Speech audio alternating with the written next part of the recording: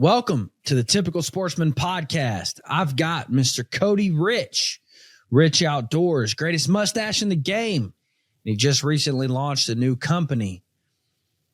This is a phenomenal episode. We talk about the power of podcast. We talk about the power of your voice. Although it may not seem incredible, may not seem like you're reaching a magnitude of people.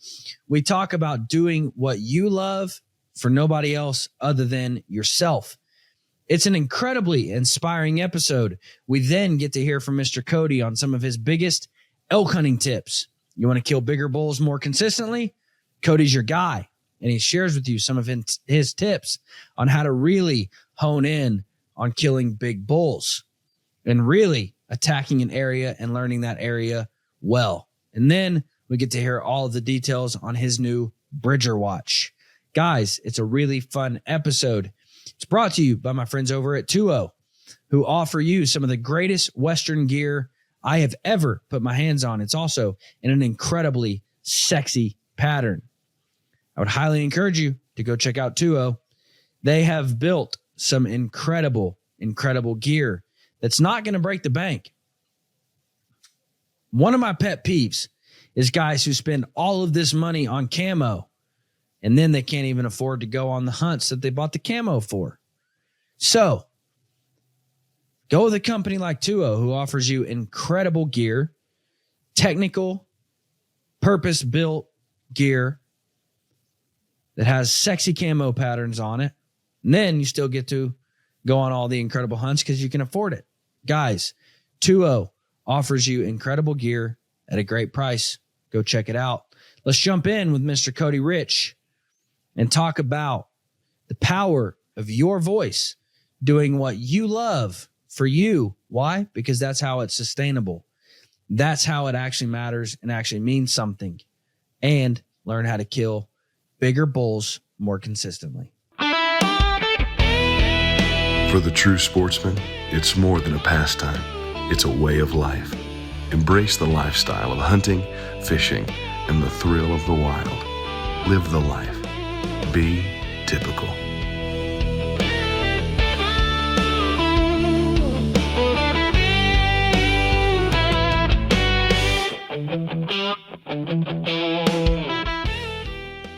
There are a lot of great companies making a lot of great bows. Pretty much if you go buy a new bow today, it's going to be a good shooting bow. However, very few bow companies are still single family owned. Even fewer bow companies are Christian owned, which is a very important value to me.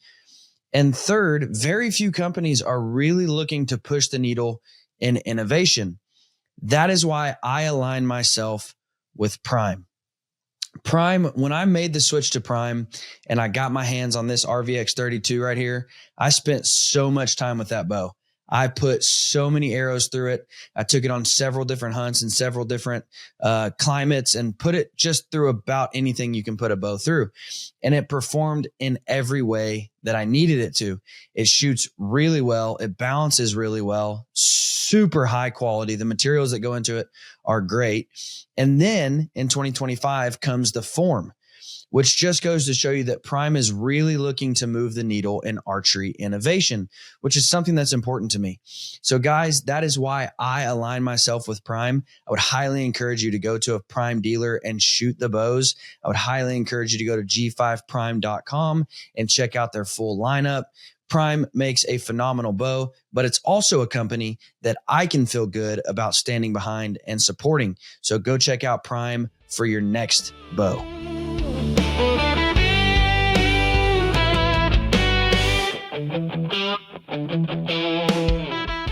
Cody Rich, how are you, man?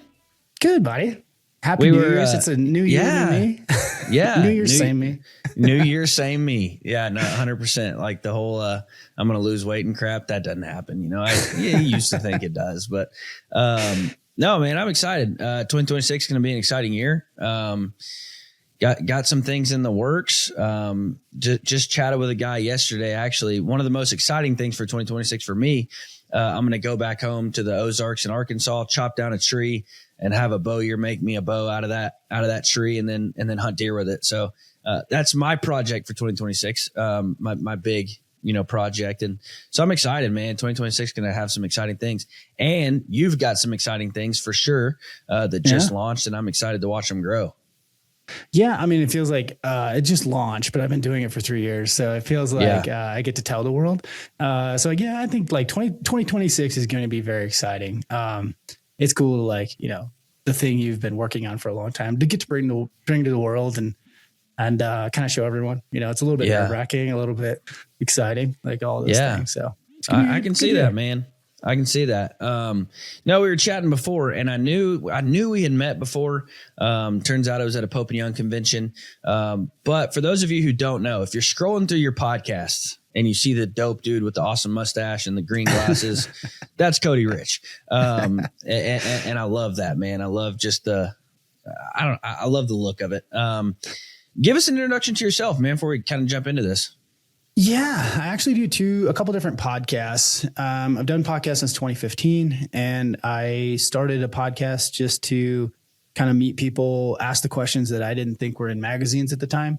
And so I started the Rich Outdoors, which was a hunting podcast, and did really, really well. I started, I'm kind of an elk nut, so I tend to like lean heavily into elk hunting. And over the years, I kind of started just talking more personality stuff, like lifestyle design, entrepreneurship, like all the things that were conversations I was having outside of the podcast. And so I think over the last 10 years, it's more from a hunting podcast to, I always say the Cody Rich podcast, which is like whatever I'm interested in, which is the best way to have longevity in the podcasting space, is like you have to be genuinely interested. And so we, a fork in the road, probably 2019, I started doing elk specific content, and I've done hundreds and hundreds and hundreds of elk hunting episodes as well. And so I love talking elk stories, tips, tactics, all those things. That's kind of, to me, elk hunting's like this thing that you'll never master. And it's kind of like archery, where it's like this thing you'll never master. So you get to go learn for an entire lifetime. And it's like very analogous to business and life and all of those things. So I have two podcasts. One is the Elk Hunt podcast. It's pretty like, I would say, 201, 301 level elk hunting and deep dives and things like that. And then I have the Rich Outdoors, which is, man, flavor of the week. Depends. It's a lot about building my business right now. It's me interviewing people I'm interested in. It's like a lot of my, I guess the backstory is a lot of my life has always been like, how do I build my life around being able to hunt all the time? And that was my goal for the last 10, 12, 15 years. And so it's like, how do I build a life I love? And what does that mean? How do I get there? And so that's kind of been a lot of my interviewing. That's cool, man. And I really appreciate that you say that about, just not being one-sided. And that was 100% where I was at. And for those of you who have followed along with the podcast, and, me and Cody were kind of talking about the correlation between Pope and Young and everything just a minute ago. And that was 100% where I was at. I was hosting the Bear Archery podcast.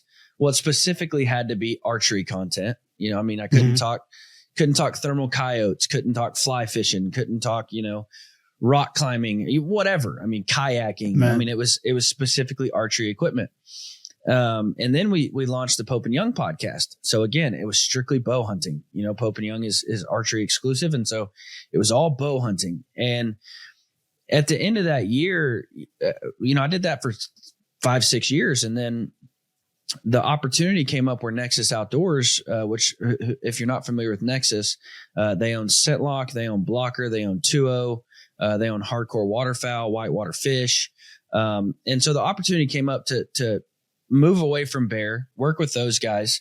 But now it's not just bow hunting. We can talk anything. We can talk, this plethora of just outdoor activities that I currently am enjoying. And that's what I agree fully and completely with you. It's more authentic. It's funner. It gives the host and the guest more freedom to just share what they want to share. And so that was the exciting part, was Pope and Young fully recognized what was happening. And we dissolved the Pope and Young podcast. So for all the questions we get about where's the Pope and Young podcast, that dissolved. And now we just kind of share one Pope and Young episode a month here. So they can still share their news they need to share. And so it's been so freeing, dude, to not be tied to archery or bow hunting. And yeah, that's 90% of my life.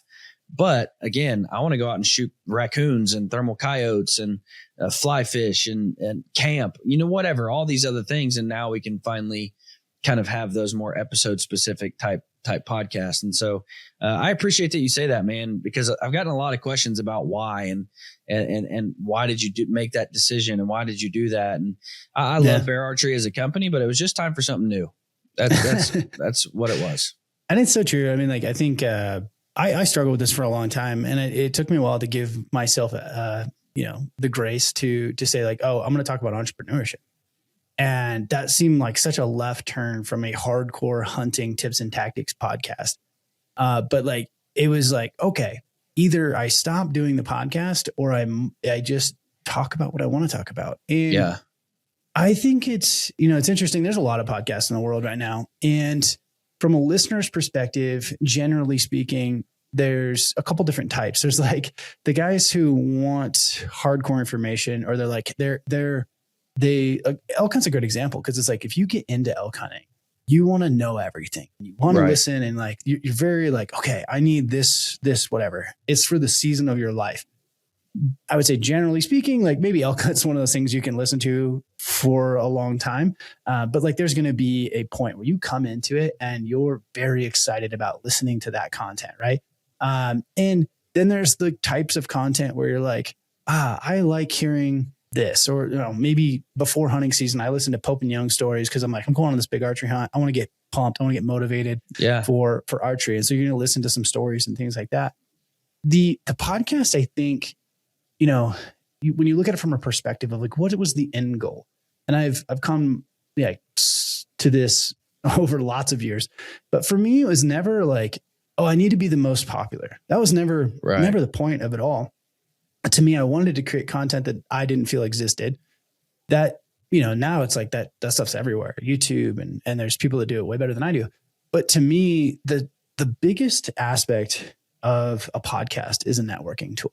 There's that's the thing that's been so great. And why I say yes to so many podcasts is because like, it forces me every week to have a conversation with someone I don't really know very well, or to, explore a topic or a conversation that might I get something out of, right? Or they get something out of. And so if you want a podcast to last a long time, it has to be valuable to you, because otherwise you'll stop doing it.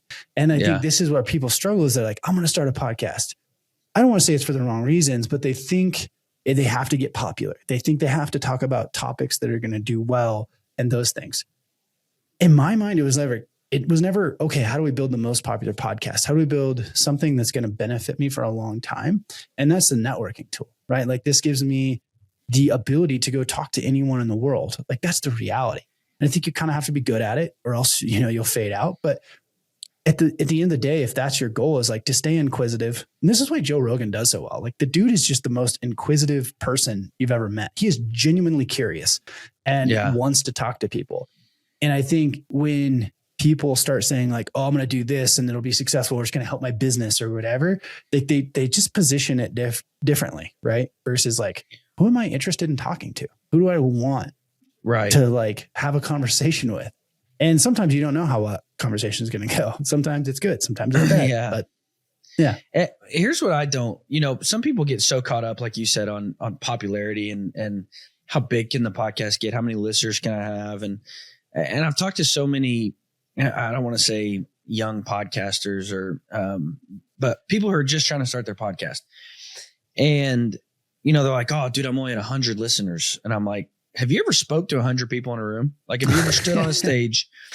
Have you ever stood on a stage and for 1 hour presented to 100 people? Like, that's a pretty big deal, man. And, as I've went through this, I've kind of scaled it for different people. And I'm like, I've spoken at events with 1,000 people, and that's incredibly intimidating. Like, to stand on a stage in front of 1,000 people with a captive audience for an hour, and they're listening to you speak. Like, that's a powerful thing, man, to have 1,000 people sitting there, and then you get to the 5,000 level. And dude, the first time I preached to 5,000 people, it was like mind-numbingly like nerve wracking. There's 5,000 people here listening to you speak. And it's like, but then you get done, you're like, dude, that was 5,000 people that just listened to me ramble on.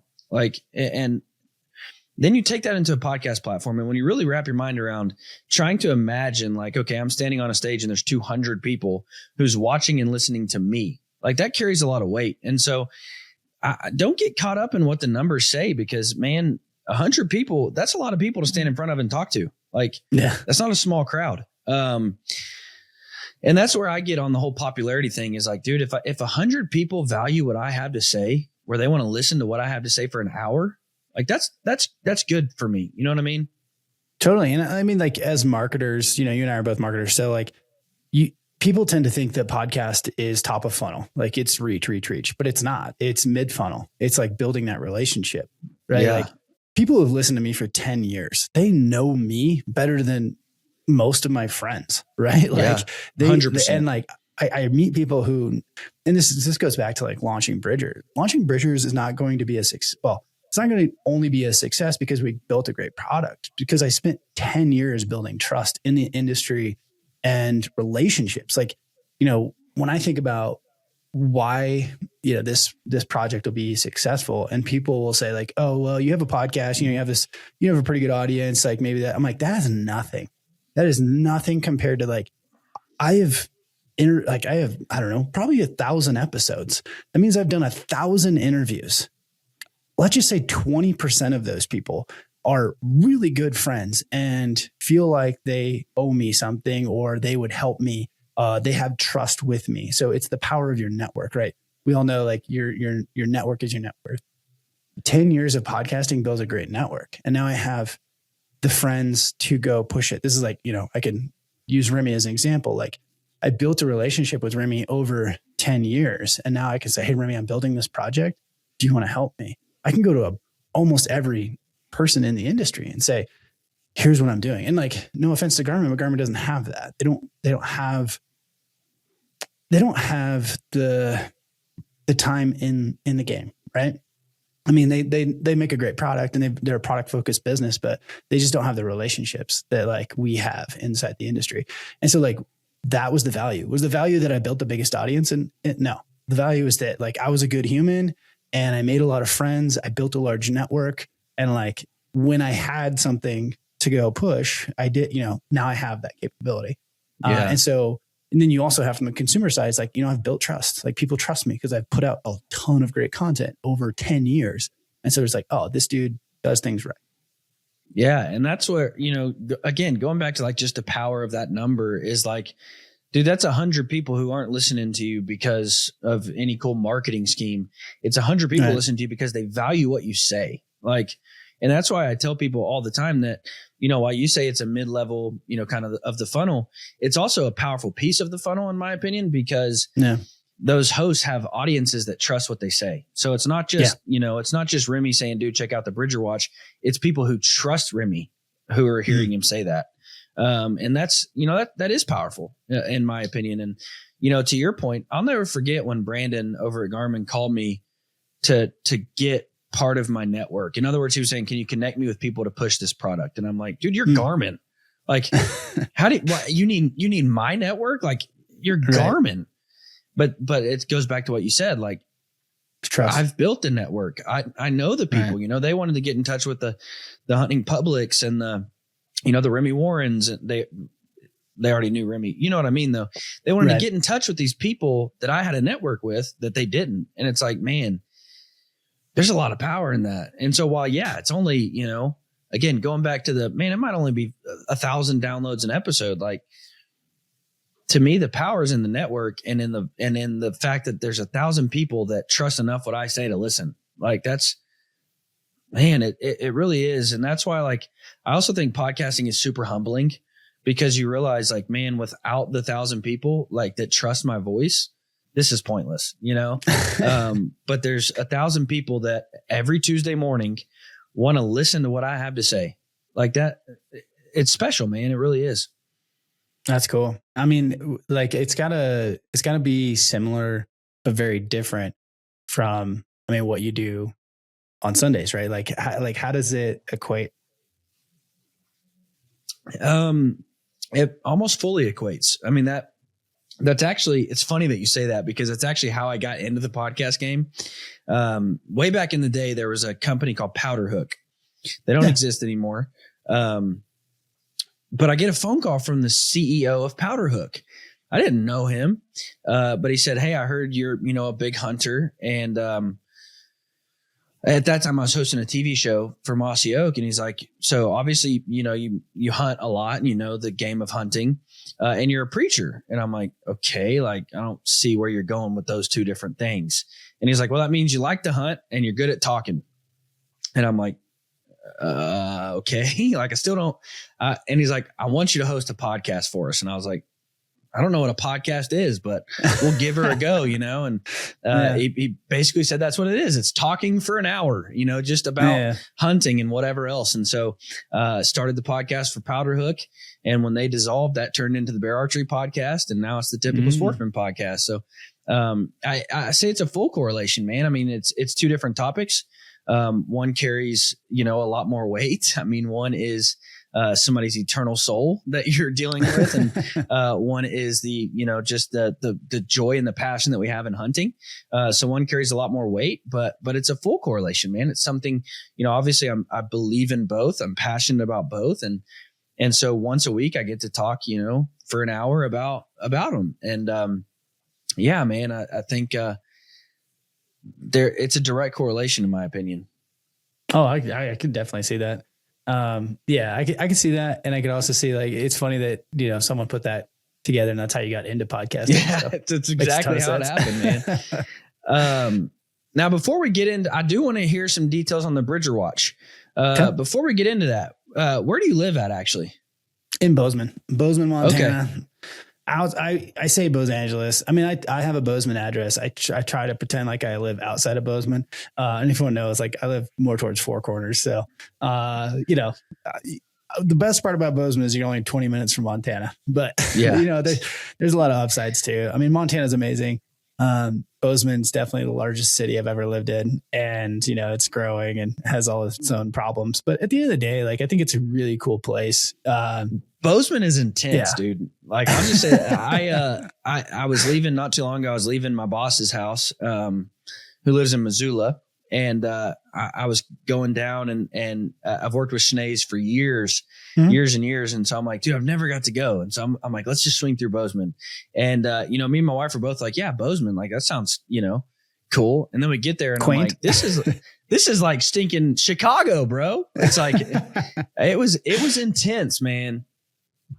It is. I mean, like, I used to rag on it, and one of my good friends, I moved here, and one of my best friends, he, he's not in the industry or anything, he, builds houses, but so he's kind of part of the problem, but he also, he came from the middle of nowhere, and he's like, the best part about Bozeman is, you can go dirt biking all day, you can go hunting all day and come back, you get live music, you got great food, 100 different food options and all those things. It's like all the kind of like upsides of living in a big city you get. And I mean, Bozeman's pretty small. Like, there's a lot of people who live in like big cities that are like, Bozeman's a little town, right? I don't know how big it is now. It's just, I think it's growing so fast. I think that's like where people get frustrated, because it's like all you see is construction, and it's like constant, and just like this giant growth. And so there are benefits. Like, as someone who kind of grew up in the middle of nowhere, and like going to dinner was like driving 20 minutes to Dairy Queen, you kind of like, you have this luxury where it's like, oh, I can choose what food group I want to go out to tonight. Like, that's crazy. So, I mean, there's pros and cons. Bozeman is 100% the hub of the hunting industry though. And there's just so many great people here. And it's definitely elevated. Like, even the Schnees guys, Bridger Watch is going to have a place in Schnees, and, John and Michael and those guys are awesome.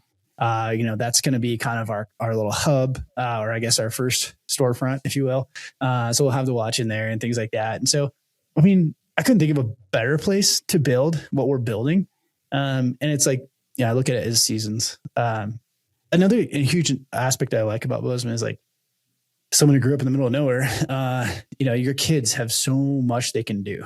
My kids are like 30 minutes from a ski hill, right? Like, they go climbing, they can go fishing, they can go, like, there's just a million things for your kids to do. And so, like, there's benefits that everything has trade-offs in life. I live in Kansas, bro. My kids have wheat fields. That's it. Like, it's like, son, what do you want to do?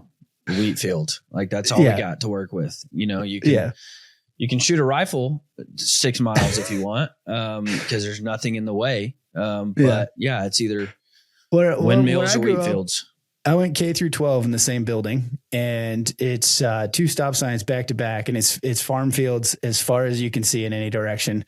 So it's just a little schoolhouse, and it's a long ways to anything. Like, you got in trouble in football, like you had to go pick a piece of weed or pick something from the a field that was a mile away, because that's all that was punishment. So very familiar. So Bozeman's definitely a different aspect, but I'm trying to take this is a good example of life. I think you can sit there and say oh, I hate this or I hate that, but it's like, what's the good? What's the glass half full version of this? Which is my kids have this great place to grow up. My kids get to do all these things. I get to be surrounded by people who are doing cool things. Like, I get to in building a Bridger Watch, right? It's like, man, I'm surrounded by entrepreneurs who are doing much bigger things than me and pushing me. And it's like, so I try to look at the benefits of everything. The downside is I can't really just go hunting outside my door anymore.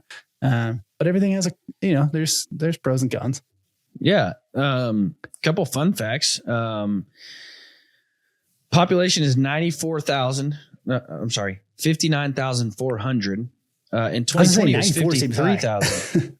53,000 in 2020. So in 5 years it went up, 6,000 people, which is, I feel like it's gotta be over 60 by now, but I don't maybe I would imagine. I don't know. But that 6,000 people is the size of my town. So in 5 years, your town has gained my entire town.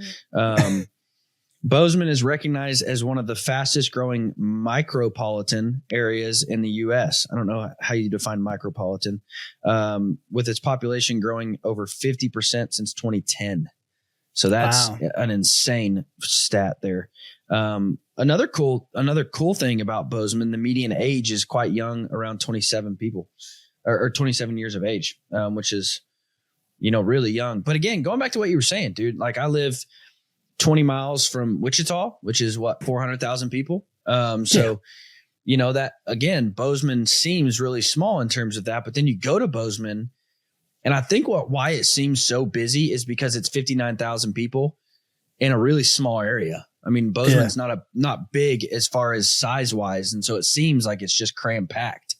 Whereas you go to Wichita and it's super spread out. So it doesn't ever seem big city or busy. You know what I mean? Right. Bozeman's funny because a lot of people don't want much yard here. And so you look at the houses crammed in. I think it's kind of intentional. I would say the population here is younger. It's more recreational. So everyone's doing things, right? They're all run, bike, ski. It's a very active population. And so most of them are not really that interested in having an acre, right? Or a half acre. Even. They're I don't even want it. Yeah, I don't want to mow. We're rafting. We're doing things all summer. So it's an interesting place to live for sure. I had a guy come to Kansas visiting from California, and he looks around and he's like, "So what do you do with this?" Looking at my yard, and I'm like, "What do you mean? We play in it, we play football catch. We got a trampoline, my kid, we shoot bows. And he's like, "But you just have to mow it?" And I'm like, "Yeah, that's how it works. We cut our grass." And he's like, "Why would you want to do that?" And I'm like, "What?" He couldn't wrap his mind around why people want a front and backyard. And I'm like, yeah. I mean, and I can't wrap my mind around why you wouldn't want one. Dude, totally. I mean, mowing, there's a love-hate relationship with mowing, but I do feel a lot of dudes, and I'm the same way. I enjoy mowing. That's an hour a week that I'm like, oh yeah, get to go listen to an audiobook or just not think. So yeah, I feel you, man. So where was home? You mentioned small town farmland. Yeah. Where was home? Yeah. Home was Perrydale, Oregon, way back in the day. Okay. So yeah, my family, moved there. Yeah. Turn of the century, late 1800s, early 1900s, kind of been on the same farm. And so, yeah, my grandma's still there today, still farming. I was gonna ask. I mean, if it was somewhere, back Midwest, if you moved, to be in elk country, to get out west, but no, you just made the jump. I grew up elk in my backyard, elk in the fields, man. So we were kind of like, if you look at Oregon as you have the valley, right? Willamette Valley. Mm-hmm. And we were actually against, a lot of people think I was from Eastern Oregon, but I'm on the west side, and actually kind of on the coastal range. So the valley kind of splits the state. That valley is just all ag. And then on the west side, we're kind of in the foothills on the west side. So 45 minutes, maybe an hour from the beach. And, the coastal range, which has a lot of Roosevelts. So yeah, I was able to hunt Roosevelts out my backyard. My dad grew up logging. Cool. My mom grew up farming. So it's kind of the blend of a logger and a farmer. And still there today. I'm one of the few people that's ever even left. So I was definitely different. I did leave for, I would say, hunting, and just just kind of always been in my nature, just a little bit different. But so I grew up with elk in my backyard, but Roosevelt's, not Rockies. Gotcha. Now, do you, are you, I don't want to say strictly elk. I'm sure you hunt other things, but what percentage of your life or hunting life is revolved around elk?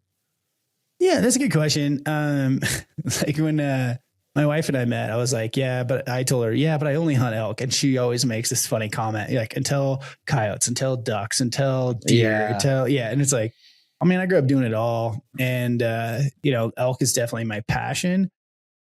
I don't know. I kind of sit doing everything. I love the whitetails, actually. I have, I live kind of on the river. And so I get whitetails at the house. I love watching whitetails.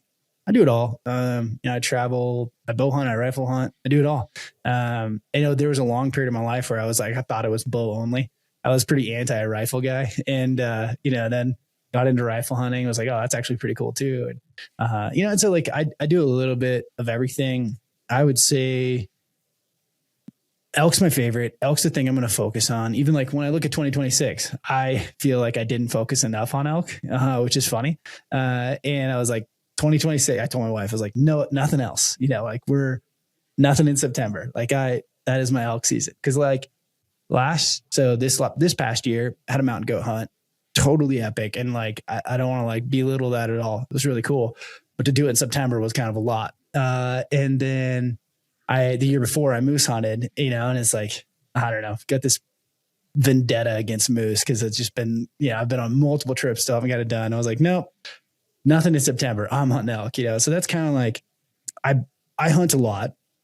It starts with elk, and then I fill that gap, and then whatever I can fill in between, whether it's taking the kiddo turkey hunting or whitetail hunting or antelope hunting, I do fill in the backfill with the other hunts. But if I perfect case scenario, I got a solid archery hunt, solid archery elk hunt, and a solid late rifle elk hunt. And then I'll fill in with whatever I have time for. Yeah. And that, dude, it's funny that you say that, because that was me for 2025. 2024, I did a lot of different hunts and did a lot of different things.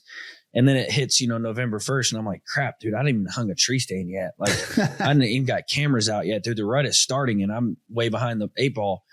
And so that was me for 2025. It's all right, I'm not going on an elk hunt. I'm just going to whitetail hunt and put a lot of eggs in that basket. And, it's funny because 2025 is the first time in, Lord, I don't know how long. Since high school that I haven't shot a whitetail buck. And it was a rough season. It sucked. First off, it's all the recurve's fault. That's 100% missed, just clean miss, a big, nice buck.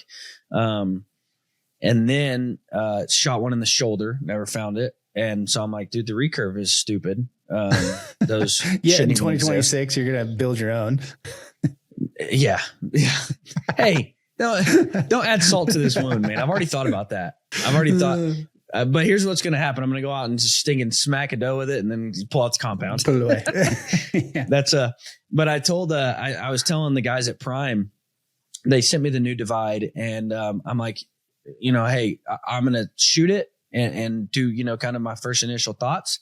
I said, but I'm not going to tune it. I'm not going to sight it in. And they're like, why? And I'm like, because then I don't have the temptation to grab my compound when I go hunting. And so I'm like, because I'm only doing a recurve this year. And after I shot that deer in the shoulder, I was up at midnight, tuning the bow in the garage, trying to get it sighted in so I could take it out. And yeah, that didn't last long. But yeah, it was a rough season, man. Rough go. That's what is so frustrating about the recurve game is like there's spurts where it's like, dude, I can't miss. Like I just, I actually started off the season spotting and stalking a doe and shot her at 24 yards and just center punched her. And so I'm like, dude, it's going to be such a great year. And then it went downhill so fast. Just miserable. That happens.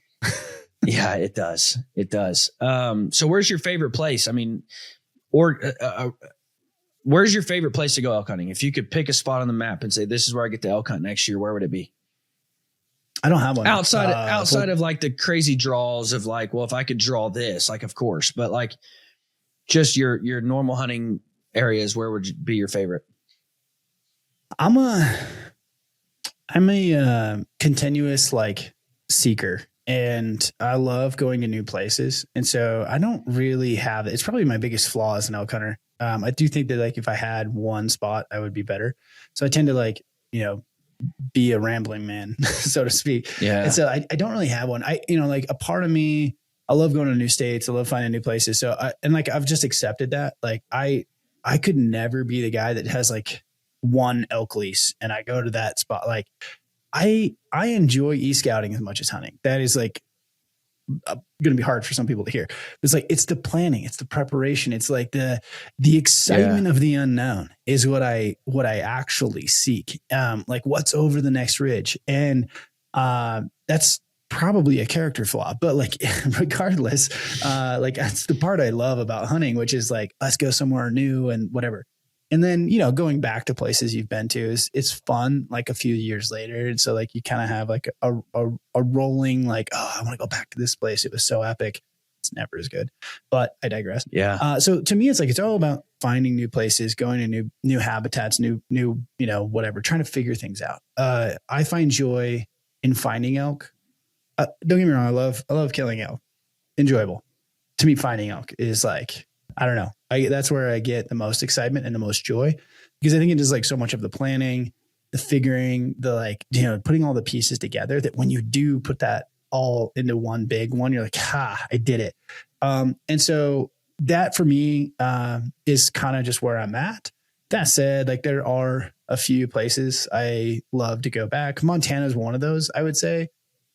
Montana has definitely become this, like, it's tough for me to leave.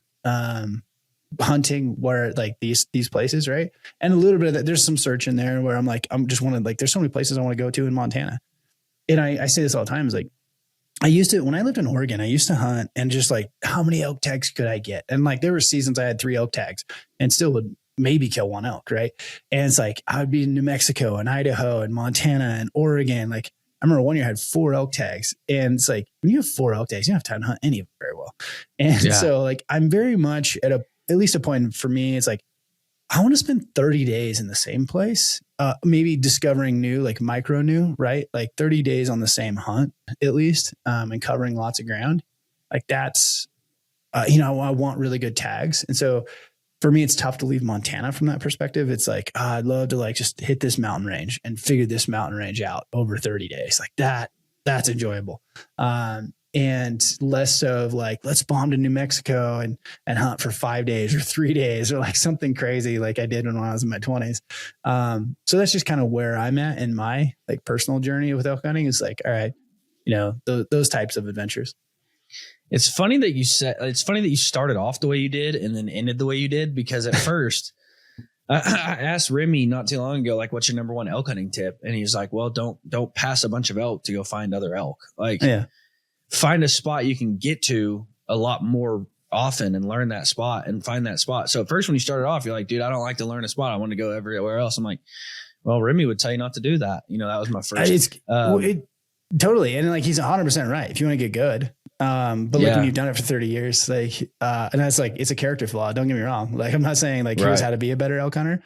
I got really good at elk hunting because I could go to the same place and it was an epic tag. Like in retrospect, like, gosh, it was epic. And I would be in the same place every year for 30 years. And I knew those elk, and like, I knew how to, you just learn them. And the at-bats were insane. And so like, that's how you get good.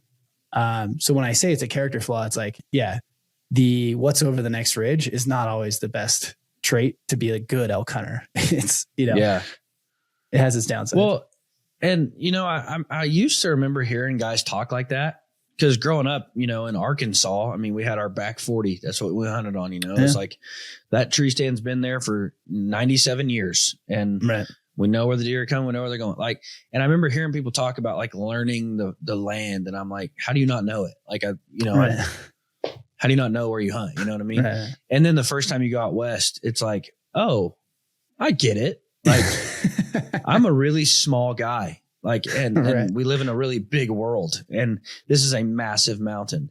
And it's funny because like that first year I was there, it's like, and I was actually in, oh my Lord, Idaho, SNS archery, wherever SNS is at.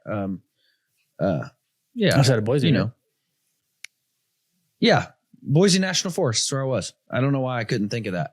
And the first year you're there, you're like, dude, how can anyone ever learn this?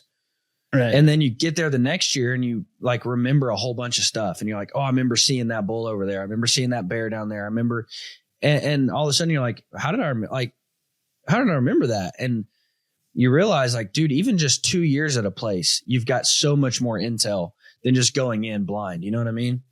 Totally. And you learn a lot. And like, I think it is what it takes to get good is like, if you focus on the at-bats, that's going to, you need experience. And like, I don't disagree with Remy at all.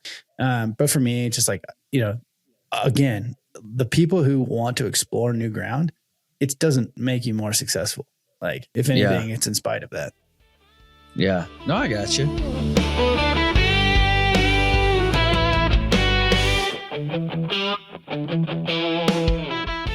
Let me share a little bit about why I am so passionate about Mountain Ops. Yeah, they make incredible supplements to help me in my everyday life, on the mountain, in the gym. Great supplements. However, they also support my rights as a hunter. They're also Christian owned, which is something that I value a ton. And then third, through Operation Conquer Hunger, for every order that's placed on mountainops.com, they're providing a healthy meal to a family in need. Guys, if you use supplements at all, I would highly encourage you to look at not only the supplements that a company is pushing out, but also what that company represents. So guys, go check out mountainops.com because it's a company that I can not only support because they make great products, but because they support the same things that I support. They support me as a hunter as well. So guys, go to mountainops.com, use code TYPICAL. That's going to save you a lot on your order, and you're still going to provide a meal for somebody who's in need of a healthy meal. Mountainops.com, discount code TYPICAL. Go check them out today. My favorite product by far is Ignite. I use it every single day. Before I podcast, before I sit down to work, before I go to the gym, I use it all the time. I use it on the mountain religiously. Ignite is my favorite product by far. However, they have a full line of supplements to help you conquer the mountain, conquer the day, conquer work, whatever you're looking to do. They've got something for you. Mountainops.com, discount code TYPICAL.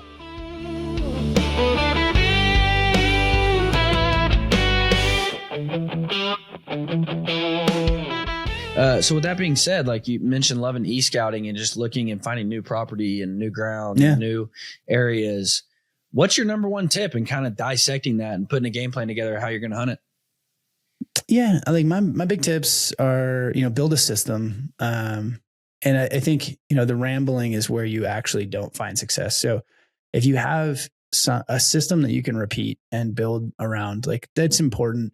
For me, like that's okay. I know how to e-scout, right? But like I can put this into, here's what we're going to do. Here's how we're going to methodically search this unit, right? Like I always use the example of like finding your keys. Like I lost my keys and I have a 2-year-old. So like my keys could be anywhere. So now I have to systematically search the house, right? It's not like, okay, here's the logical places if I left them. However, a 2-year-old, where's the logical places a 2-year-old would put them? The trash can, the garbage disposal. Right. Yeah. But I'm not going to bounce around the house. I'm like, okay, let's clear the living room. Let's clear the kids' playroom. Let's clear the toddler's room. Like whatever it may be. Like you're like, okay, let's like build a system. Like how do we? Okay, I searched all of this because I don't want to be like, let's go look under the couch in the living room. Okay, now let's go look in their bedroom in their bed. Now let's go look in the living room again, but like under the shoe cabinet. Like it's like that's kind of how people treat elk hunting. They're just bouncing around of like most likely That's good, spots. Man. The problem is that the 2-year-old still has the keys and he's moving them because that's the reality of elk is that they're just moving, right? Yeah. And so as you build a good system that is like, here's how I plan. And when it comes to planning, like it's all about efficiency. How do I cover all of these rooms in an efficient manner? Which is to say, when you go to, let's use an example. This year I hunted Wyoming, and to clear that unit, we're talking thousands of vert up, right? And looking into pockets that are very hard to get to. So now all of a sudden the room the house we're looking for the keys in is like, it's going to take me 8 hours from go to one room to the other. But now you want to go check the couch and then spend 8 hours to go check the toddler room, and then spend 8 hours going over to this other room. But it's like, you didn't really clear that other room. And so like, this is how people elk hunt is they just drive around, right? Or they're hiking in and they're hiking out. And like, so e-scouting isn't about picking where elk are. Like, good luck if that's your goal. Right. Sure. We can try to like plan out the most likely places, but what real success in e-scouting is like building an efficiency model. It's like, oh, I'm going to go here, here, here. I'm going to clear this area. And then I'm going to go here, here, and here. And then it's like, okay, we found elk. Like, let's stick to that. Back to the Remy plan. If you want to be successful, it's like, cool, we got this pocket and there's elk, they're huntable. There's, no pressure. Like it has all of these puzzle pieces, if you will, that are going to like make it a good area. Let's just hone into this. And then that's where the distraction where Remy's talking about was like, you had this spot, you hadn't had it figured out yet. Like, don't bounce to the other side of the unit just because you blew elk out one day. It's like, all right, we're out of here. Or you saw people. This is a big one. You'll see people and like, oh, this hunt's ruined. It's like, there's people everywhere. Like you can just hunt around them. Just because there's people doesn't mean the elk left. And so like, getting good at like honing in, right? Like, that's essentially what he's talking about with like, don't bounce areas. And it's like, that's a great example. It's like, okay, now I have a system and like, I'm going to hone into this area. Now, how do I figure out what the elk are doing in this area? How do it's like, you're just being systematic about killing an elk, which I think some people get frustrated with. Like, it just depends on the type of brain you have, which is like, if you're a systems thinker, you'll love my style. But if you're not a systems thinker, maybe you're like, man, Remy style, or I don't even want to say Remy's not a systems thinker, but like you'll love Dan Staton style, right? Or like something to that effect of like, find the thing, build a system. And I think people believe that takes the fun out of elk hunting. But in my mind, I'm like, trust me, what's fun in elk hunting is success. Getting into elk. Killing bulls. Killing bulls is fun. Just being into elk is fun. And I think if you can consistently do that, like you're winning. I've never heard it put so elegantly isn't even a word. So simply, I guess. Because dude, I've been on hunts with guys and they're like, all right, these are our glassing spots. And I'm like, what about between all those areas? Like your glassing spots are 4 miles apart. So like, we're just going to go here and glass and then go here and glass. Like we're never going to cover that, like touching pockets. So how do you build that system? Like, what all goes into that? Is it like, all right, we're going to camp here. We're going to hike through here. We're going to glass here. That way we know we've covered this area.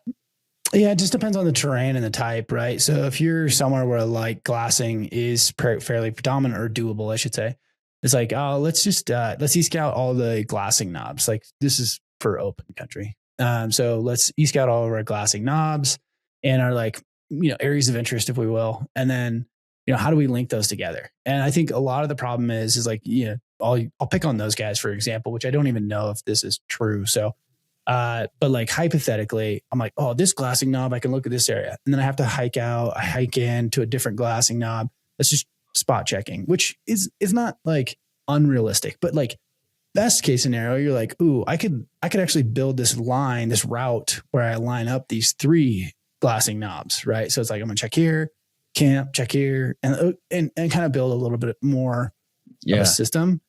No, that's not to say like that's the only option. Sometimes you hike into random spots and check them, right? And so it's like usually starting big and working in is kind of like the goal is like we're trying to narrow in where we want to hunt.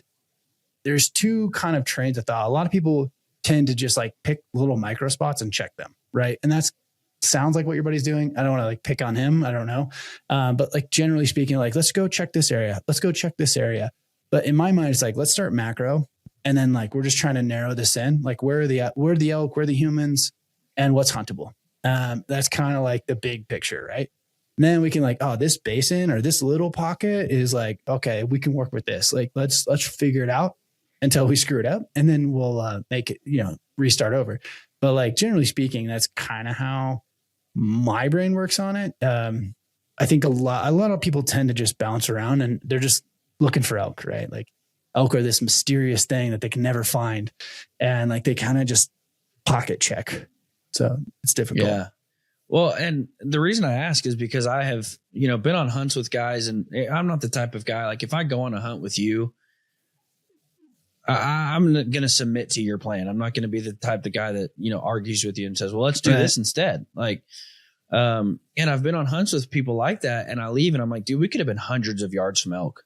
And just because they didn't call back to us or we didn't see them doesn't mean they weren't there. Like, and we never, I feel like we never fully check marked that area. Whitetail guys are notoriously bad at this. And I'll pick on whitetail guys. Whitetail guys do it. We suck.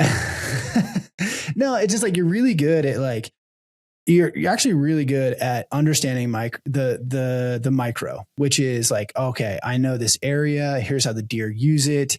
I'm going to position myself here. So I leave options open for tomorrow, but not screw it up. Like the dudes have that part dialed, but generally speaking, most of them have never had to go find new areas. Like they said, they've been handed down, or like, there's some intel, there's something where they just basically get these small patches. So like, you're just trying to figure out the micro terrain. So what elk hunters are better at is like, they have to find that micro terrain in a mountainside, which is like, I am searching this entire mountain range for that 40 acres. We'll call it 640 acres. That I can figure out. But what's funny to me is like, it seems like once you take them out of their element, they forget that part. They forget that like, how do I figure out the micro terrain? So one, they don't really have the skill set to find these micro habitats within a mountain range. And then B, that's like, they throw it out the window once they do. And so it's like, what your real goal is, like, you're trying to find your micro terrain on a mountainside. And once you have that, then hunt it like you would a whitetail, almost like figure out where the movement is, figure out how to like not bump them, how to keep their routine, like all of these things. Like, but it does feel like whitetail hunters tend to throw it all out the window. And it's like, well, here's the problem. And this is where I think we can really start to get down to this. A whitetail deer's home range averages 1 square mile, or 640 acres. Now, they do exist outside of that home range on what whitetail guys would call excursions. In other words, during the rut, they'll go outside of that to find does.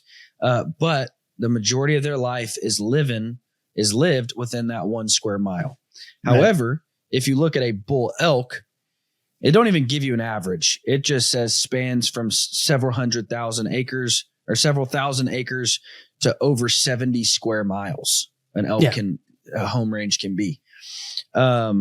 With Rocky Mountain elk often averaging 2,500 to 10,000 acres. Now, again, that's a really large average, but the point I'm making is it's still a whole lot bigger than a whitetail's home range.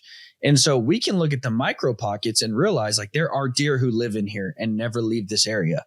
So let's really hone in on where they're at inside of this 1 square mile.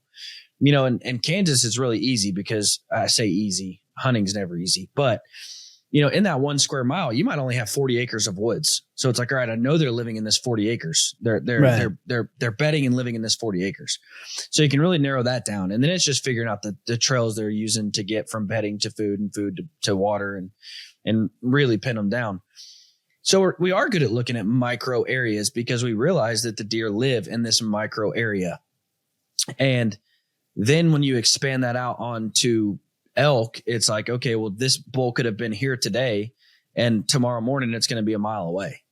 Like, so I can't just check this area and say, all right, Yeah. Or 10. So I can't just check this area and say, well, there's no bulls here. We're good. Leave. Yeah. There could be in an hour. You know what I mean? Totally. And like understanding, it's just the macro and understanding the macro. And that was a big lesson. Like I grew up hunting Roosevelts. They don't, I mean, a couple miles is a pretty long ways. And it's still bigger than a whitetail for sure. But like your elk are sticking to within a couple miles. Like they, a lot of them will live in these pockets, kind of like whitetails. So when I moved to Montana, it was pretty eye opening. And like something I learned over, 5 or 6 years was like, you start looking at the collar data and some of these elk are going 10 miles between feed and bed. And you're like 10 miles? Like, holy, like that's a long ways. Yeah. And so like, I don't think it's unrealistic for an elk to go 3 miles from food to bed. That's a pretty small jump. Right. And like, just as a human, that's hard to wrap your head around.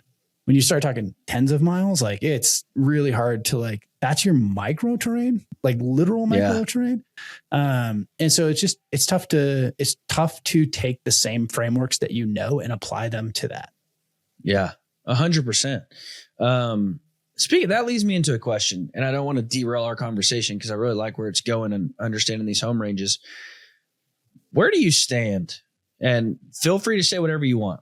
Where do you stand on the Casey Brooks bull being a new world record? Yeah, that's a good question. Casey Brooks is someone I really look up to. I've talked to him a couple times, just as like an elk person for myself is like, I got a lot of respect for Casey. I don't know every detail of the situation and I don't know, like there's a lot I don't know. I think Casey Brooks is one of the best elk hunters to ever walk the planet. And I think he's, for the most part, done everything the right way, at least from what I know. And so, from what I've heard on that particular scenario, like, it's a giant bull and he was going after the record. Casey likes killing. He's obsessed with killing big bulls. I don't know that he's chasing the glory. And I think instantly it's easy to say like, oh, he's just chasing the glory or whatever. From what I understand, and I can't say I know this for a fact, I don't know everything, but I do know that he hunted that bull very hard. How he ended up killing it, over bait on the last day of the season is what it is. Like I tend to like, I'm sure it's not how he wanted it to go down either. Like knowing Casey, right. And the dude is one of the best elk hunters, one of the best at moving through elk that has ever existed.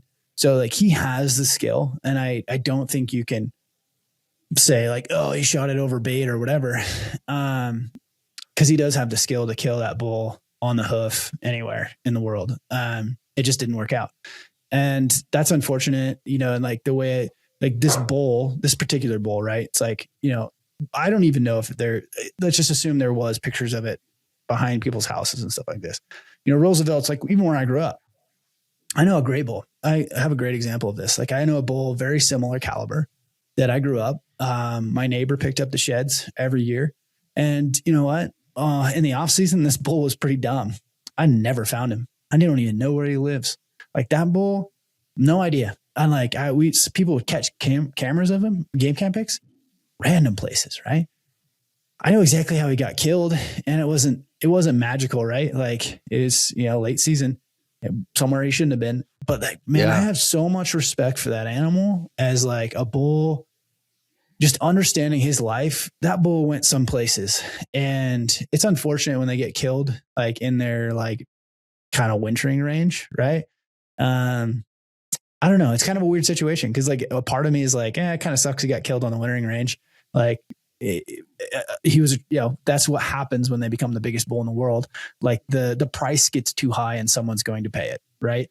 Yeah. And like, like for me, I probably wouldn't have done it. I don't think I would have, but I'm not in that position where I spent that amount of money for that tag. And like, that's a Casey Brooks decision. I don't think it was ethically wrong. It was by the book. It wasn't like he killed it out of season. It's within legal limit, right? Like Washington allows baiting. I tend not to judge people. Maybe I wouldn't have done it that way, or I don't know. I can't say because I didn't spend that much money on that tag, hunt that bull all year. And then it comes down to the last day and this bull is going to get killed like probably next year in the same way, or someone's going to do it. So I don't know. I go back and forth, man. I don't have a solid answer. the reason that discussion led me to ask you that is because when you're talking about a bull's home range, people wanted to make this sound like it's a backyard bull, and it's always in this dude's backyard. He walked out and shot it. And I'm like, do you understand like how far that bull has went in this year, and how many people knew of that bull, and how many people were actively trying to kill that bull, and how many people, were keeping tabs on that bull. And just because there's a couple of pictures that exist with it in somebody's backyard doesn't 100%. Mean it's a backyard bull. No. Now, here's what frustrated me was all these people coming out of the woodwork saying, oh, it's a backyard bull. It's a backyard bull. It's not ethical. Well, how many whitetails are killed in somebody's backyard? Like how 100%, many? 100%. World record whitetail, and it's a backyard buck. I'm shooting the thing, so I guess I can't judge on that because, like, that is a great example. I have 10 acres outside of Bozeman, and I got there is as wild and or as tame as valley whitetail are, right? But like you're telling me a world record's in the backyard. And there's dudes everywhere trying to shoot this thing. And I can shoot it in my yard. I'm not going to. I don't know. Hard to pass. Yeah. No, so that's where I'm at. And, again, like I firmly believe, and this podcast is still new. It just launched in January. So this is the dude, you're my 1 year anniversary, I guess, nice. Of this podcast. And the Casey Brooks episode is by and large the most listened to episode because everybody wanted to hear Casey talk about it. But I will say this. Yeah. And gave the full story. And based off that conversation, I believe Casey wanted to kill that bull 100 different ways. And that was probably number 99 on the list, Right. I don't believe Casey wanted it to go down that way, but I also think he's smart enough to realize like, well, this is how it's going to happen. Like this is, if I want it to happen, this is where the bull is at. Like I can't help where the bull is at. And, but no, that's the only reason I ask is because, I think a lot of people have it in their minds of like, well, it was a backyard bull. Like he just walked out and shot in somebody's backyard. Well, going back to a bull elk's home range, like that elk could have been 70 miles away. Yeah. 4 months ago. Yeah. And it wasn't like and the thing I like about Casey in that situation, I listened to his podcast he did with Cam, and there was a few things I wish he would have said that he didn't. But, Casey, from what I understand, he has a lot of dollars to go do really cool things. And that's great. That's the American dream. He doesn't use guides. He does it with him and his putties. He hunts very hard. Like there are certain people that pay a lot of money to people to go find that elk, and then they show up and shoot it. And nothing, I don't really even care about that. Like it's like to each their own. I tend not to judge. It's not for me. But like if anyone could have killed it, Casey Brooks was not a bad person to do it. Like I'd almost rather that than like some of these rich billionaires who just want to hang that head on their wall, right? Like Casey's the real deal. Like he is a solid elk hunter who does things the right way. And, like you said, like he probably wasn't top of the way he wanted it to happen, but like it's not like he just showed up because he could have bought that tag and know that bull's going to show up in the backyards. And he could just throw a bait pile out and hope to kill it. He didn't, he had to track that. He hunted that bull all year and, tried to do it the other way, but it just didn't work out. And that's hunting. And again, to paint that same picture. Now everybody's like, oh, all his buddies are just keeping tabs, telling him where it's at. Like, dude, if you share a lease with your buddies, right? Let's go back to whitetails. If you share a lease with your buddies, you are constantly all year long texting each other.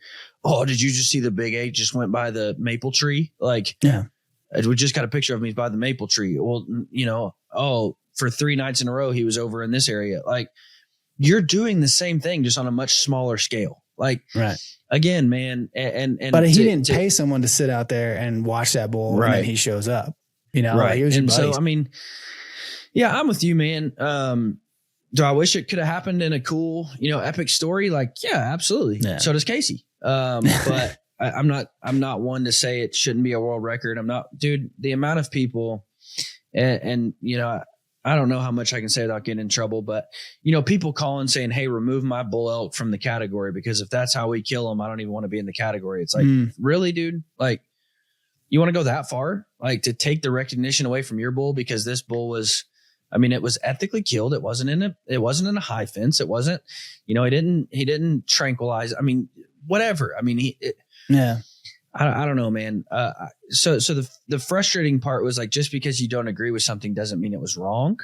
And, to everybody that says, all these negative things and he moved, he photoshopped the pictures, like you can look. I mean, Pope and Young did a full investigation. The night he shot it, he knew all this crap would happen. So he calls a game warden to come out and help him track it and help him find it. Like, I can promise you nothing illegal happened, nothing unethical happened, or the game warden would have, right.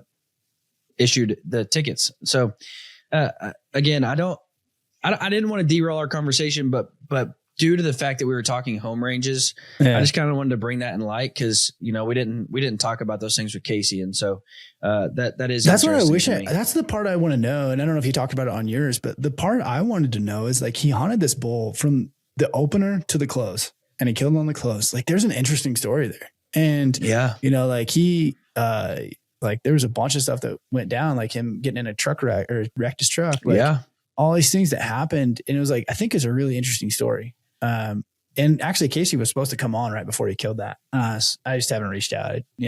I figured I'd let the dust settle on him because everyone want to get him on the podcast.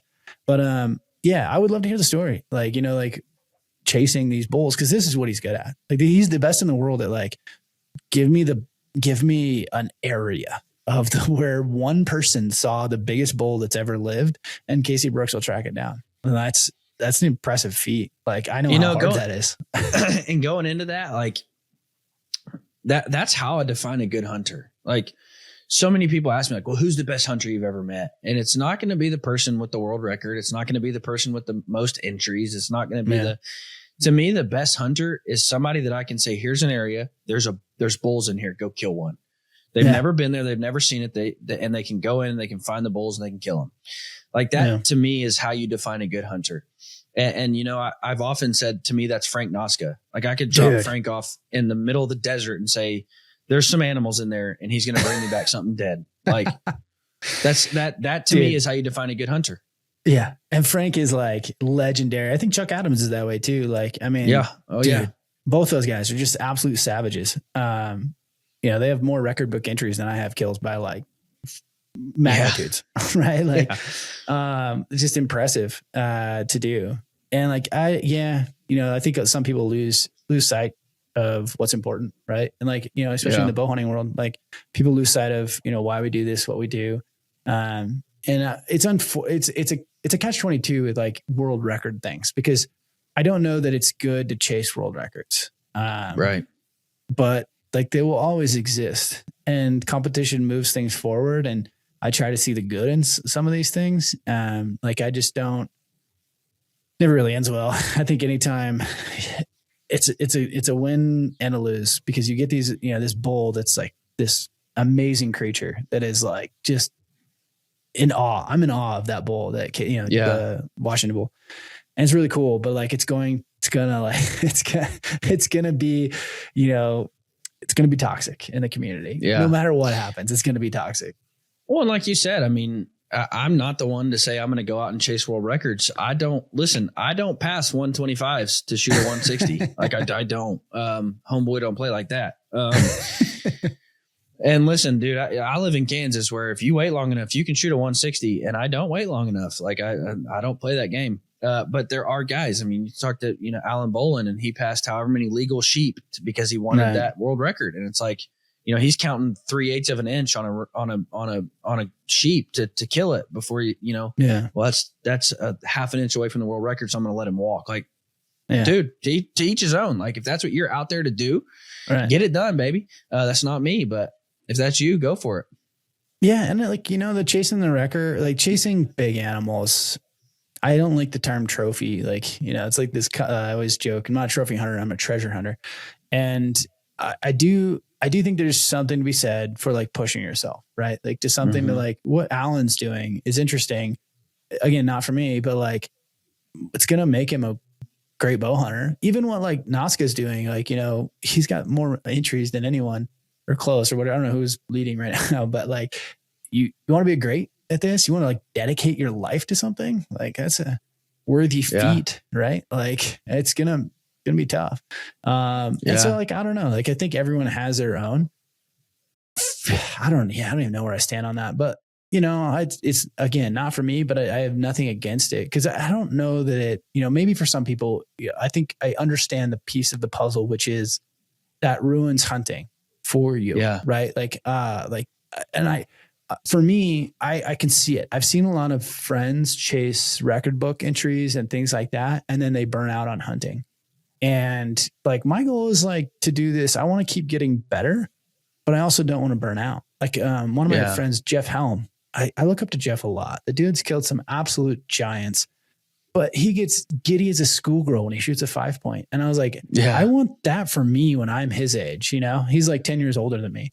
And I want to like, that's what I want to do. It's not that I want to be giddy as a schoolgirl shooting him 5 points every year, but I need both, right? Like I want this, going back to the start of this conversation, podcasting. It's like, how do I do this for a long time? Not a good time. And the same is true for elk hunting. I would get bored if I just shot the first legal bull every time. I'm wholly uninterested. I don't know if that makes me a bad guy, but like it would just be over too fast. Like I want to hunt for 30 days. But you know, I don't also want to be like, I only shoot 400s. Like that's not, so like where's the line for me? And to me, it's like, I want to do this forever. I want to keep getting better at it. So I need to like set goals that allow me to get better, but I don't want to set goals so big I become someone I don't want to be. Dude, I think you're absolutely right. And that, dude, probably my favorite episode I've ever done is Jason Matzinger talking about his selective film and how to be a selective hunter. And, you know, people don't even understand the idea of trophy hunting in and of itself is illegal. In other words, we're only hunting for the horns. We cut the head off. That's all we care about. The idea of that is illegal. That's why we have want and waste laws. But to be a selective hunter is a good thing. Like I don't want to go out and shoot 1.5 year olds because I want them to grow up and be mature. So I am chasing mature animals, but to fully understand that sometimes being a selective hunter is to not shoot a bull at all, but that we need to shoot some cows. Like that's the important part here is we need to shoot cows. And that's me being selective and understanding how do I help this herd the most. But dude, going back to your point, like Fred Eichler is I would put him up there as one of the best hunters ever. And you watch his videos and he shoots a stinking doe and he's like, oh, holy chowder. I just shot a doe. Like it just came into 20 yards. And he's like, oh, I can't even control himself, you know? And I'm like, that's what I want to be. Like, I want to be somebody. Dude's completed the super slam and he just shot a white-tailed doe and is losing his mind in the tree. Like, that's what I want to be, you know? Dude, 100%. Yeah, Fred Eichler's a great example of that. Just stoked on life. Like, how do you stay stoked on life forever? Yeah, forever. Yeah. Man, give us the details of this new Bridger watch. I'm excited to hear about it. Yeah. I'll give you like the quick, fast version. Essentially, you know, like I got into smartwatches, was doing a lot of running and fitness and stuff. And I was like, hey, I want something that tracks all of this. Like that's the new wave. But then once I got it, I realized it falls really short in the hunting features list.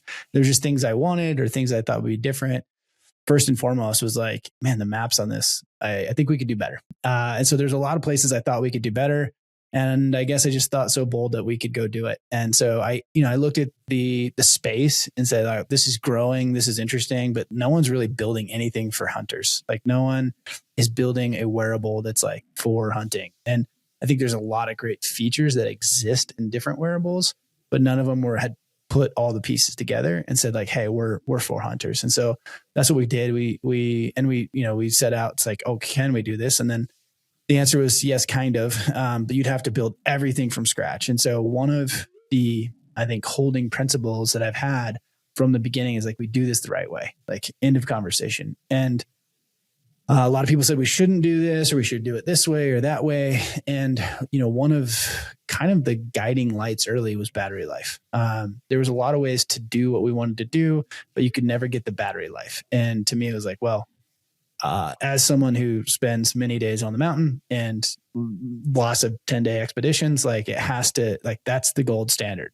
battery life has to last. And so that, it guided a lot of principles. And then it had to look right. It had to be sexy, right? Like we had to have a watch that looked good. And so like, this conversation came up this week of like, there's always compromises. There's always like, can we do this or should we do this or whatever? And I, always default to like, do it right. Like, this is the one thing we're going to do is we're going to do it right. And so we have done that. And there's been delays, there's been changes, and it's like, we do it the right way.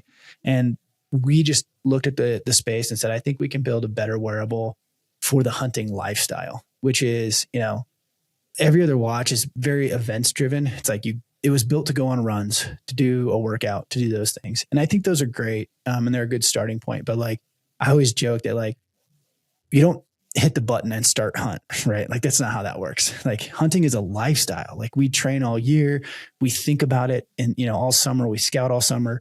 This is what we're doing. This is our lifestyle. And I wanted a wearable that lived up to that, from all of the hardcore tools and as a tool, all the features for a hunting tool, like, maps and navigation, being able to track, lay tracks, be able to set waypoints, be able to have a flashlight on it, simple things like that. Like, being able to have redshift, like the ability to like look at my watch and not be blinded, like all of these little cool features, but it had to be a lifestyle thing. It was like, I wear a watch year round. It's like, I want it for training. I want it to track my hikes, when I'm hiking up the M trail or whatever it is, like to do all of those things.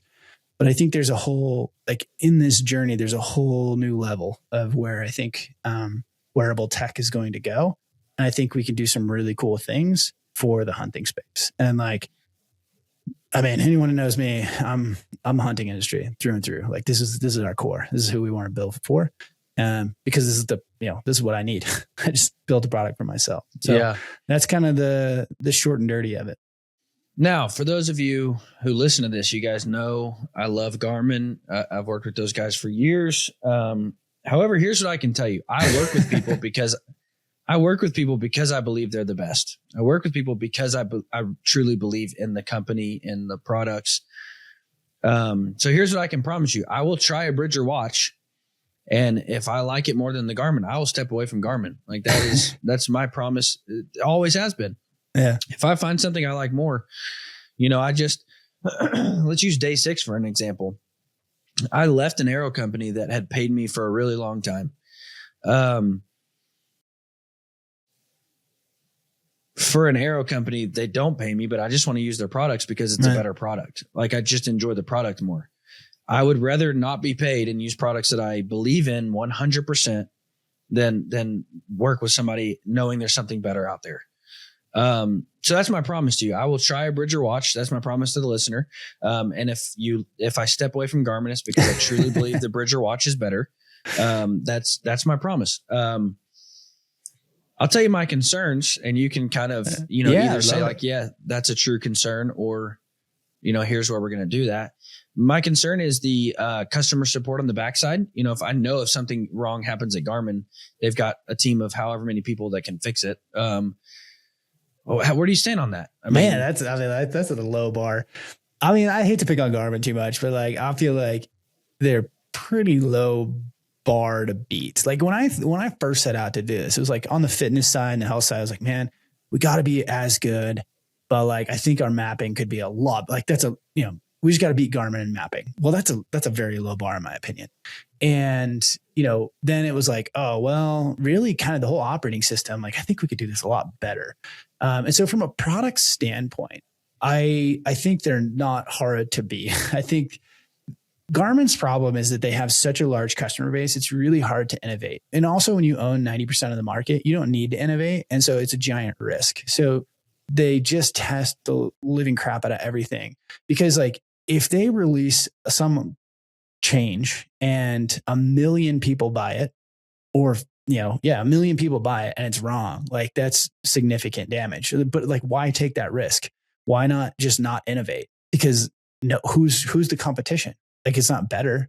Like, no one's pushing the needle until us. And so like now we can move fast. Like I like when you say like, oh, like they have all this teams, like, yeah, they have a huge team, but like you can't come to me You could come to me and be like, dude, what if it did this? And I'm like, oh, great idea. I can have that next week. You think like Garmin cannot compete with that? Like, it's not even remotely close on like, hey, what if the watch could do this? And I'm like, cool, great. Engineering team, do your thing. And then we send a software update and then I get updates, right? And from a customer service perspective, like, we're going to like, I will dominate that. I promise you. Like customer first. You have any issues, like you call my cell phone personally. You're not calling the owner of Garmin. Like, those are just things like they can't compete on because of scale. And so, and we set out to have the best, like Travis and I had this conversation. It was like, when we talked about warranty, I was like, yeah, we could do two-year warranty. I was like, well, what's the best on the market? And it was like, well, Coros is a 2-year warranty. I was like, cool, let's do 2 years plus. Like, in your third year, if you have any issues, we'll send you X percentage. Right. And it was like, now we have the best warranty in the market. Like, that's easy to do when you're tiny, right? Like, you're tiny, like it's not a couple watches isn't going to be a big deal. It's like, if you had an issue with 1 million watches, that's when it's an issue, right? And so for us, like 100%, I think where Garmin gets us features wise, and features matter, like they do. And we built a great product. And I think we'll beat Garmin in a lot of places. Where Garmin beats us is ecosystem, right? It's the dog guys. It's the guys that have, they have their dog collars and their alphas and those things. And it's like, I'm coming for you. Just give me a minute. But like, that's, I think, the benefit that they'll have for a while. But feature to feature, I think we can stand right there with them. And, once the OnX integration is like full, like Garmin can't compete with that. And to me, like, that's the ecosystem I wanted. Like, I get that there's a lot of dudes that, maybe they fly planes or they have Garmin fishing stuff and like they have this ecosystem. That's going to be tough to compete with. But the ecosystem I lived in was like, I have my OnX ecosystem. I live and die by that system. Like, how do I integrate that with my wearable, which is like, there's no integration, right? But we can integrate with Strava. We can integrate with a lot of the fitness things. Like in my world, my wearables didn't integrate. And I understand that there are worlds that people live in that Garmin guys are like, this is the world I live in. And like, I don't want to only say brand, because at the end of the day, we will compete on product and feature. But at the end, to me, it's like, do I want to be a wearable is something that's like kind of an identity piece. Everyone has a Garmin. Everyone in the world has a Garmin. Like, I personally like things that are different. Like, if everyone only had the same shirt and someone came out with a new shirt, I'd be like, cool, I like that brand. I support that brand. I think, Maven Optics is a great example. Like, great product. I love their product. Best bang for your buck. I've always fit really well with those guys because I love their team. I love the small energy, right? I want to support this Wyoming company. Like, is Swaro a better product? Maybe, like, feature to feature, but like, there are a lot of people, for the record, that like only feature to feature, have no brand loyalty, have no brand whatever. To me, it's like, is day 6 versus whatever, like spec to spec. It wouldn't matter to me because I would support Brian. I love Brian. I love day 6 arrows. Like, even if they aren't as fast or as strong or whatever, and they are, like, to me, it's like, it's a great product. But like, to me, I'm going to support those brands. And I get it. Not everyone's that way. That's fine. But like, to me, that was the opportunity, is like, Garmin's huge, man. I don't know anyone who there are people who die hard Garmin's, but like, they're just so big to me that it's like hard to, I don't know. If I could have another option as a consumer, I'll be like, cool, I'll go with that small brand that supports the hunting industry, that does things with the hunting industry, that is the hunting industry. To me, that was like the big positioning play. Well, let me tell you what, the deciding factor for me to go with day 6 is when I had 24 outserts, and I weighed every single outsert. And there was 0.4 difference in the entire bag, 0.4 grains difference in the entire bag. That's not 0.4 of one. I had, everything was, we'll say it was 100 grains. And I had one that was 0.2 grains lighter and one that was 0.2 grains heavier. So across the entire bag, there was a 0.4 grain difference in grain weight over 24 outserts. I'm like, dude, that is unheard of. Like, if you don't realize how big that is, Next time you buy arrows from whoever you buy arrows from, weigh all your outserts, and there'll be 3 or 4 different. I mean, you'll have 3-4 grain spreads. Yeah. So that was super impressive to me. But also just the tightness of all the arrows and components and the way they fit together. There was no tolerance difference in any of them. It was super impressive. And I'm shooting the 300, the 300's fine. I'll get there. The .003 straightness. I didn't even have to go with the straightest in day 6. Anyways, that's why I chose those. This is not a day 6 commercial. My next question, does it work well with the phone? In other words, like, can you respond to text messages? Can you take phone calls? All the smart features like day to day that you like in a watch. Yeah, it does. I mean, literally everything. I think our closest competitor, and I say this reluctantly, like, we're priced pretty close to the Garmin Fenix. We have features that the Garmin Tactics has, but like roughly in that category of $1,000 watches, it'll do anything your flagship $1,000 watches will do. So the difference there is, people ask, there's a couple different questions that I get a lot. One is like, oh, can I make phone calls? That's a slippery slope, because they're like, how Garmin works and how an Apple works is 2 totally different things. So there's cellular devices, which is like, when we say we have a 38-day battery, that blows people's mind. But if you own an Apple Watch, you're like, I have a 24-hour battery. It's not that Apple hasn't figured out how to build a 38-day battery, but Cody Rich did. It's that they have cellular, right? And so is a tiny little computer, right? And it's all RAM. Like, that's how they run apps. That's how they do everything. And so like that comes with a cost of battery, and they know that. Like, they're not dumb. How any other device, we can say Garmin, we can say Coros, right? Like those are connected to your phone via Bluetooth. And you're answering the call if your phone is in distance. So it's always a complicated topic. So yes, you can't text from your watch. You can get the text message and you can see it. It's connected to Bluetooth to your phone, right? Same with the phone call. If you're relaying to your phone, yes, you can answer the call and talk to your watch. It has the speaker, it has the microphone. So it's just a slippery slope, because when people's like, can I make calls? Well, not if your phone's not within distance. But yes, it does Bluetooth to your phone and does everything you would expect from a $1,000 smartwatch. Very cool. I mean, I have other questions, but more, kind of just to find details that we won't bore people with. Where can they learn more about this watch at? Yeah, head over to so the first watch, and we'll have more, is the Reckon. And the Reckon is that watch that sits between a Fenix and a Tactics. And I say that, like, I hate to just pick on Garmin, like, it's just what people know. And I think what our consumers are most familiar with. And so the reason I point that out is that a lot of guys in the hunting space are pretty used to like a Garmin Instinct, which is a very minimalist watch, and it kind of sits in the $400 category. And so I've gotten some kickback, like, God, $1,000 watch. It's like, well, if you looked at features and you looked at comparisons, you'd be like, this is a cheap watch. And so to say that, if you want to learn more, and you can even dive into like some of like where we plan on going, all the things we want to do, head over to bridgerwatch.com, and the Reckon is our first watch. And I guess to give people context, I get this question too, is like, the Reckon is a 197. That's the display size, which is about the same size as an Apple Ultra, very similar.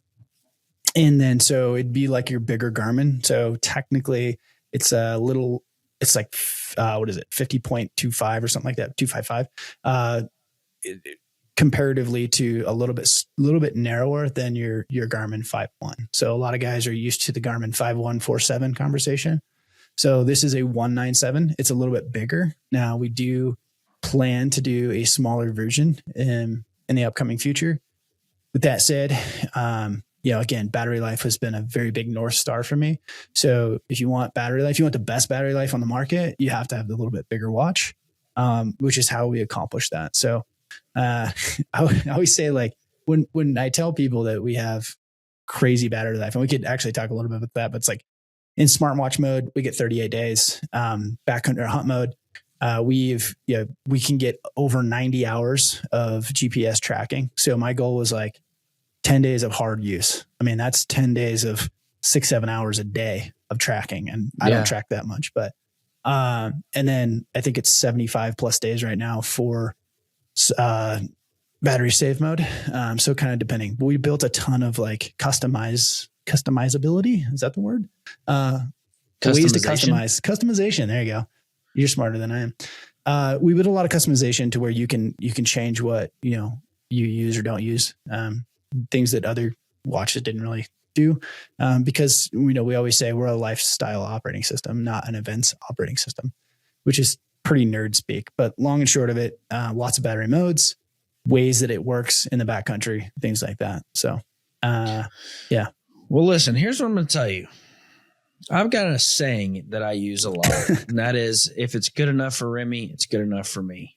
Like I've never looked at something and said, it's not good enough for me if that's what Remy uses. So, again, my promise to the listeners that I will try it out and give honest feedback, compared to, and I've got tons and tons and tons and tons of experience with all different kinds of Garmin products and just kind of how it compares to those. So I'm excited, man. I'm excited for you. I'm excited for the industry. I'm excited anything new comes about. And that's why, I was so excited about Dialed, and Scott is a good buddy of mine, which is one reason I was excited about it. But another reason is just it gives somebody something new, something different to consider, different features, different functions. And that's why I'm excited about this. I mean, whether it is for everybody, it won't be for everybody. But at least it gives somebody that additional option and something else to look at. So I'm excited about it, man. Will you be at any shows that people can check it out at shows? Yeah, I'll personally be at SHOT Show. If you guys are at SHOT Show, come by. That's the first one I have. I'll be at Sheep Show. I'll be at Expo. I think I can't say that yet. We'll be at Expo for sure. I'll be at Mile High in Colorado. I don't have any East Coast shows. I'll probably be at Pheasants Forever, just walking around with one. If you guys hit me up, I will be at SCI. So kind of not really East Coast in Nashville. But yeah, I'll be at Nashville. I think that's it. There's a few more. Oh, Northwest Expo in Oregon. Yeah, we're in a number of shows. I should put that. I'll make a note to put that on the website. People want to check it out. But right now we're in pre-sale and we're shipping watches mid-February right now. So if you guys want to get in on the first run, get in on the pre-sale, and we're getting close, very close. Awesome, man. Where can they find more Cody Rich content at? All over the internet. Check out my podcast. Just search. If you search best mustache in the hunting game, he comes up. If that's what you need. If I haven't locked in that SEO yet, I really should. Best mustache in hunting game. You really should. Yeah. I would. Old Cal. Ryan Callahan. No. Disagree. Disagree strongly. Disagree. I appreciate it, man. Thank you.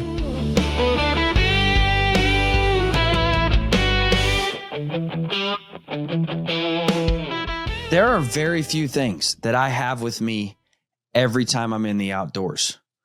Whether I am upland hunting, deer hunting, elk hunting, just out shooting my bow, out checking trail cameras, very few things that are always with me. One thing that I always have with me is my binocular harness. And I searched the world for what I felt to be the best binocular harness. In my opinion, there's a fine line in binocular harnesses. Either you get a lot of space for everything you need, but they're big, bulky, and heavy, or they're super streamlined and I just don't have space for everything that I want to have on my chest.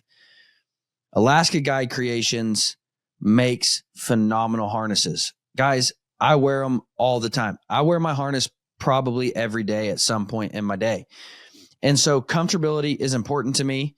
The way that it stays put where I want it is important to me, but also having enough compartments and being able to move things around modularly to fit it where I want it is also really important to me. I want my rangefinder in a certain place. I want my knife in a certain place. I want my binos to fold out in a certain way. And with Alaska Guide Creations, they have a full line of binocular harnesses that you can make exactly how you want them. I can put different pockets right where it's going to work best for me and my system. Guys, Alaska Guide Creations is the best, hands down, in my opinion, harness you can get, and take it from a guy who pretty much lives in them. Go check out Alaska Guide Creations for your next and your last bino harness.